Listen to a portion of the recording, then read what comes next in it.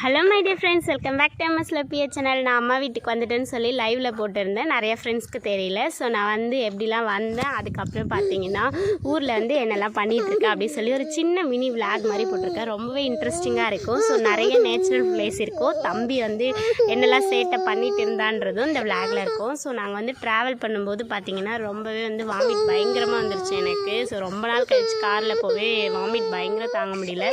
So போகிற வழியில் கொஞ்சமாக நான் வந்து லெமன் டீ வந்து குடித்தோம், நானும் எங்கள் ஹஸ்பண்டும். ஸோ அதுக்கப்புறம் காலையில் பார்த்திங்கன்னா முக்கியமான ஒரு இடத்துக்கு போயிட்டுருக்கோம். எங்கன்னு பார்த்திங்கன்னா எங்கள் சித்தப்பாவோட நினைவு நாள் ஃப்ரெண்ட்ஸ். ஸோ அவருக்கு வந்து இன்றைக்கி படையல் எங்கள் சித்தி போட்டாங்க. அவங்க வீட்டுக்கு தான் நான் இப்போ போயிட்டுருக்கேன். ஸோ இது வந்து போகிற வழி ரொம்பவே நேச்சுரலாக சூப்பராக இருக்கும். கூட வர்றது யார் பார்த்திங்கன்னா எங்கள் அண்ணா பொண்ணு, மூணாவது பொண்ணு மூணி, மொத்தம் 3 பொண்ணு இருக்காங்க. 2 பசங்க என் கூட இருக்காங்க, ஒருத்தவங்க வந்து எங்கள் அக்கா கூட இருக்காங்க. எங்கள் ஊர் எப்படி இருக்குதுன்னு மறக்காமல் கமெண்ட் பண்ணுங்கள். ரொம்பவே வந்து இயற்கையாக இருக்கும், செம்ம ஜாலியாக இருக்கும். எங்கள் சித்தப்பாவோட 4வது வருஷம் நினைவு நாள் ஃப்ரெண்ட்ஸ். ஸோ அதுக்கு வந்து சித்தி வீட்டுக்கு தான் நான் வந்திருக்கேன். இவங்க தான் வந்து சித்தப்பாவோட ஃபஸ்ட்டு பாப்பா. அவள் வந்து அண்ணா பொண்ணு. இவங்க வந்து என் பொண்ணு பாயாசம் சாப்பிட்டுட்ருக்கா. பிளாக் ஷர்ட் போட்டுட்ருக்குது சித்தப்பாவோட பையன், என் தம்பி, என் தங்கச்சி, 2 குழந்தைங்களும். ஸோ ரொம்பவே கஷ்டமாக இருந்துச்சு.